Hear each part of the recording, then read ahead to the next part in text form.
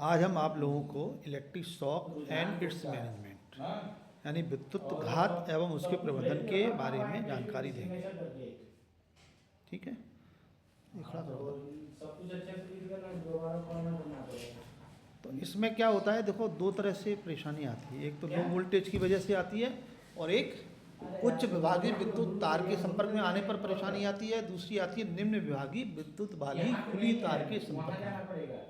ठीक है, तो इन सब के लिए हमें क्या करना है? सबसे पहले तो ये समझो भाई, कभी भी किसी भी कारण से बिजली के संपर्क में आप आते हैं तो ये आपकी कहीं ना कहीं लापरवाही दर्शाता है या आप ध्यान नहीं दे रहे हैं। तो आपको ये ध्यान देना है कि भाई कभी भी किसी तरह की कोई भी परेशानी नहीं आए, उसके लिए आपको सेफ्टी प्रिकॉशन की तरफ ध्यान देना है।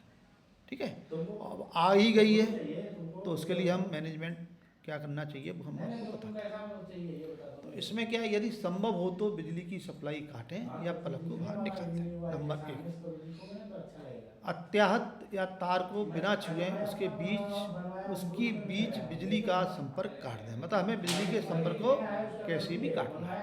निम्न विभागीय विद्युत वाली खुली तार, लकड़ी को चौकी पर, समाचार पत्र के बंडल पर या रबड़ के पायदान आदि पर खड़े हो जाएं, उसके बाद उसको हटा दें। उच्च विभागीय विद्युत तार के लिए क्या करें, जहाँ तक संभव हो विद्युत तार के दूर रहें, विद्युत तार से दूर रहें।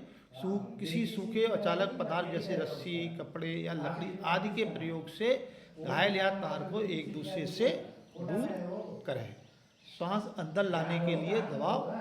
अब देखो कृत्रिम सांस के लिए भी इन्होंने बताया है। कृत्रिम सांस क्या करना है, दो तरह से होती है ना। एक तो हम पीठ के बल लेटते हैं, एक हम छाती के बल लेटते हैं। तो छाती के बल जब हम लेटते हैं तो सांस बाहर निकालने के लिए हम क्या करते हैं, छाती पे दबाव देते हैं, और सांस को अंदर लाने के लिए हम क्या करते हैं, दबाव हटाते हैं। इसी तरह से दूसरी साइड हम जब करते हैं तो उसमें क्या है कि सांस बाहर निकालने के लिए छाती पर दबाव देते हैं और छाती को ढीला करके सांस अंदर आने देते हैं।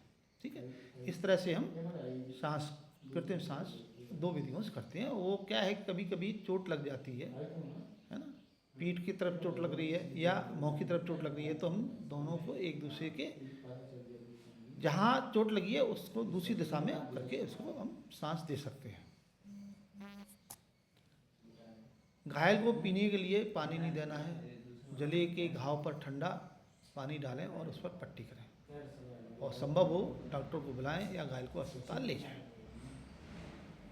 अब इसमें आपको हम बता रहे हैं पूर्वावधान। निम्न विभागीय विद्युत तरंग, पेशेवर की सहायता लें। लकड़ी को चौकी पर, अखबार के बंडल पर या रबड़ के पायदान आदि पर खड़े होकर ही काम करें। अचालक औजारों का ही प्रयोग करें। ऐसा नहीं हो उससे आपका संपर्क हो जाए, ये ध्यान रखें।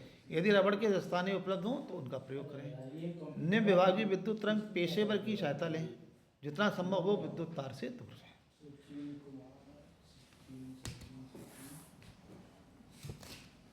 कोशिश यही करें कि आप जो है भाई, देखो सबसे बड़ी बात है, जैसे अभी आप घर से निकल रहे हैं, ठीक है, तो आपने क्या किया, प्लग छोड़ दिया, लगा हुआ छोड़ दिया, या कोई सप्लाई चल रही है, तो उस समय तो चलो ठीक है, कोई बात नहीं, निकल जाते हैं। लेकिन बाद में क्या होता है, कभी मान लीजिए कोई भी आपका आइटम ख़राब हो रहा है तो उसमें सप्लाई रहेगी तो आपका नुकसान हो सकता है।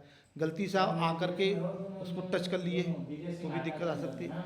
इसलिए आप कोई भी स्विच को ऑन ऑफ बराबर ध्यान रखें, उसको करें। और जहाँ पर आप जो है हाई वोल्टेज पे काम कर रहे हैं तो वहाँ पे जो भी उनके पास तरीका है, पावर ब्लॉक लेकर के या सप्लाई बंद करके, है ना, उसके बाद फिर आप उसमें डिस्चार्ज रॉड लगाएंगे। डिस्चार्ज रॉड लगा के ही काम करें। ऐसा नहीं हो डिस्चार्ज रॉड बराबर टाइट नहीं हो, डिस्चार्ज रॉड नीचे पहले टाइट करेंगे, उसके बाद ऊपर टच करके उसको बंद करेंगे। इन सब चीज़ों को विशेष रूप से ध्यान रखें। और छोटी सी लापरवाही ही एक घटना बन सकती है, इसलिए आप लापरवाही नहीं करें, सतर्क रहें। अपने काम में क्या काम करना है उसकी पूरी जानकारी करें।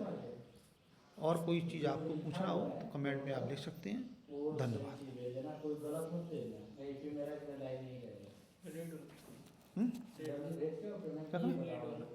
रेड वाला करना